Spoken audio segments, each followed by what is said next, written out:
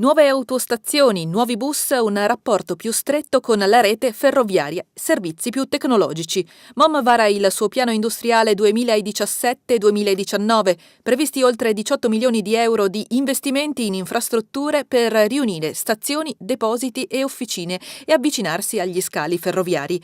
Già avviato il progetto a Castelfranco, si sta lavorando per Treviso, Oderzo e Vittorio Veneto. Le parole del presidente Giacomo Colladon. Si muove su due direttrici fondamentali. Prima è quella trasportistica, quindi un miglioramento del trasporto pubblico a livello provinciale, complessivo, sia urbano che extraurbano, e poi nell'ambito degli interventi logistici. La nostra intenzione è promuovere e spingere sull'intermodalità treno-gomma. La stiamo facendo un po' in tutta la provincia di Treviso. Quindi stazioni degli autobus e delle corriere vicine alle stazioni ferroviarie? Vicine alle stazioni ferroviarie. La nostra intenzione è quella di procedere a Treviso, ma ancora prima a Castelfranco, perché là abbiamo già un progetto in fase di attuazione, e poi Vittorio Veneto, Conegliano e Oderzo, quindi in tutte le parti della provincia dove è possibile attuare l'intermodalità.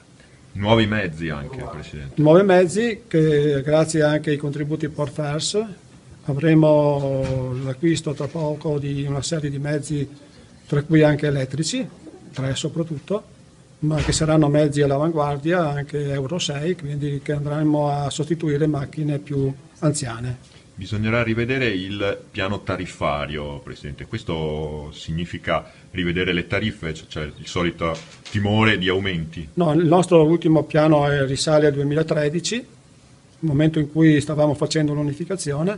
Adesso abbiamo necessità di assestare un attimo tutto l'impianto tariffario in ragione anche delle esperienze che abbiamo avuto negli ultimi 4 anni. Verranno acquistati nel triennio 30 bus elettrici o Euro 6, in programma anche nuove paline tecnologiche con l'indicazione dei tempi di attesa e posti liberi sulla corsia in arrivo. E per l'area di Treviso si pensa anche ad un ampliamento serale del servizio.